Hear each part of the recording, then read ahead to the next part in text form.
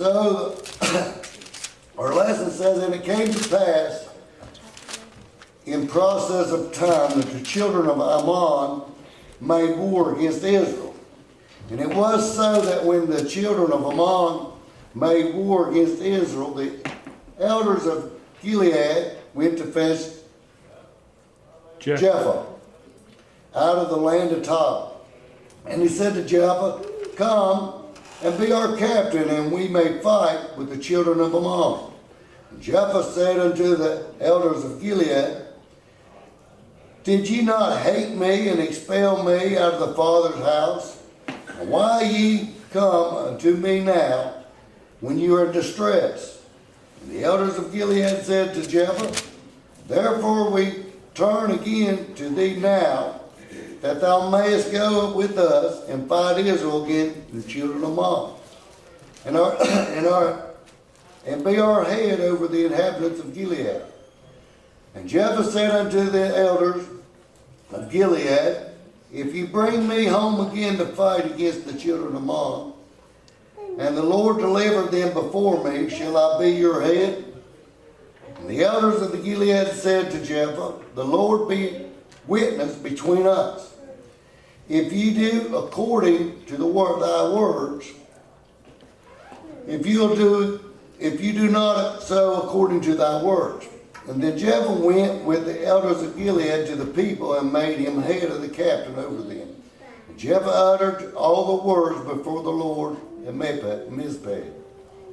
Verse 29 said, and the Spirit of the Lord came upon Jephthah, and he passed over Gilead and Manasseh, and passed over Mizpeh and Gilead, and from Mizpeh to Gilead he passed unto the children of Ammon. And Jephthah bowed a vow unto the Lord and said, thou shalt without fail deliver the children of Ammon into my hand.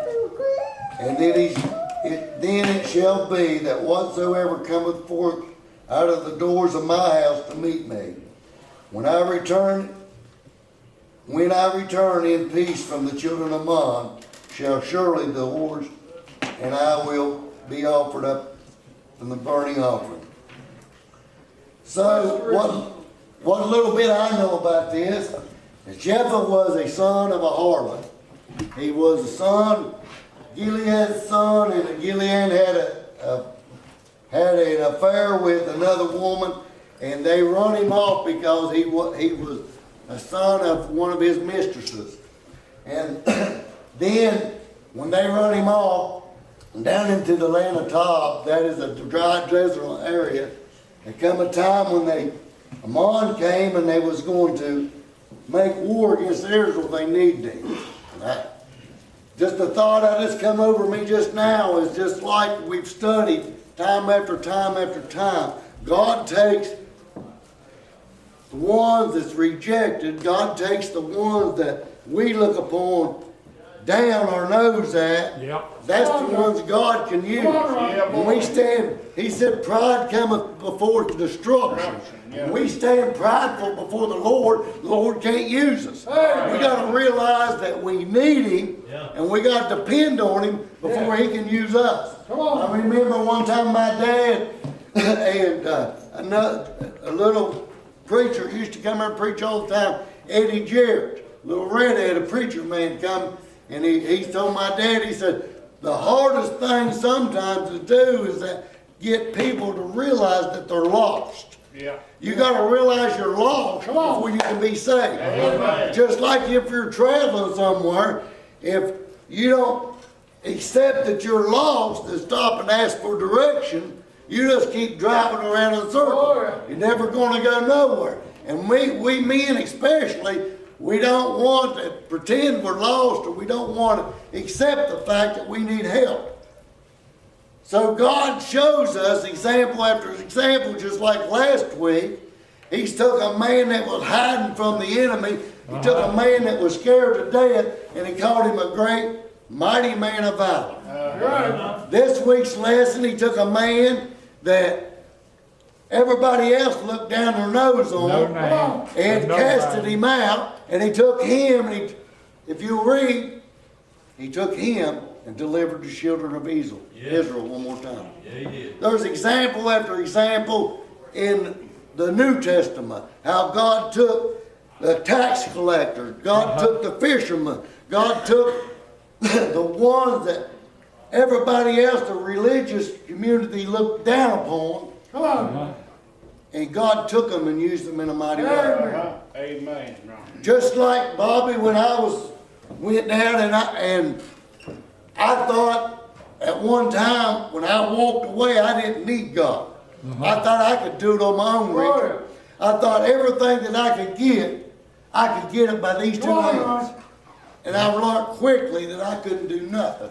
No, sir. Zach sings that song, we can't even walk without him holding our hand. You have to depend on the Lord. Amen. God can use anybody, anytime that they're willing.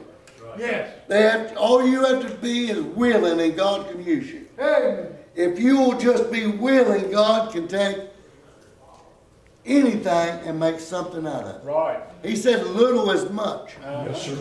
if the Lord is in it. That's right. Amen. And today, if you're here this morning, you don't think you're worthy, you might think that you have nothing to offer the Lord.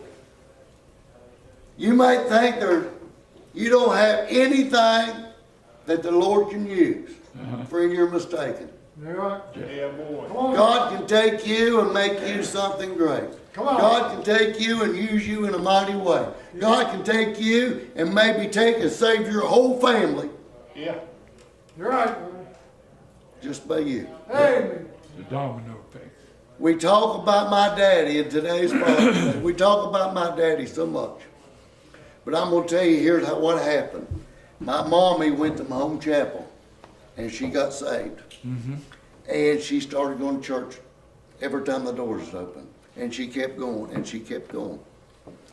And then my daddy decided, well, I'll go with you. So he started going. And eventually he got saved. And then He had a drinking problem too, didn't he, Ron? he had a drinking problem. He was an alcoholic. And he said they couldn't serve the Lord. His testimony, he said he couldn't serve the Lord because he was alcoholic and he could never, there's no way he could ever give up alcohol.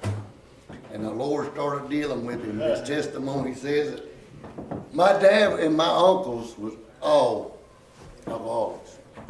My dad and my uncle, his brothers, was ones that kept a fifth of whiskey under the seat of their truck. They was ones that had to have a drink of whiskey when they went to work in the morning, 4 or 5 o'clock in the morning. And he was working for Southern App, and he's coming out of Bull Creek, coming down off that mountain. And the Lord was dealing with him, and he said, Lord, I can't serve you because I can't get rid of this whiskey. And he said, something come over, said, throw it away. And he drunk, my dad had drunk since he'd been in Korea in the war. He'd drunk all his life. 2 fifths or 3 fifths of whiskey a week. And he took that, something told him to throw it away. He rolled down the window, and he threw it out the window, and he never wanted another drink. Amen. Next thing you know, he got saved. The next thing you know, he was going to church, and then I got 5 brothers and sisters, and every one of them Thank God. got saved Amen. because my mommy decided she was going to. Amen. Yeah. That's right, brother. Praise the Lord. Bless you, Ron. The one that was 5'3", we thought the weakest of the family, led us all to the Lord. Amen. Yes. Amen. You're here this morning, I'm telling you got a lot to offer the Lord. Oh, yeah. You got everything to offer the Lord. Bless you, Ron. You're right. All he wants is yourself. Yeah.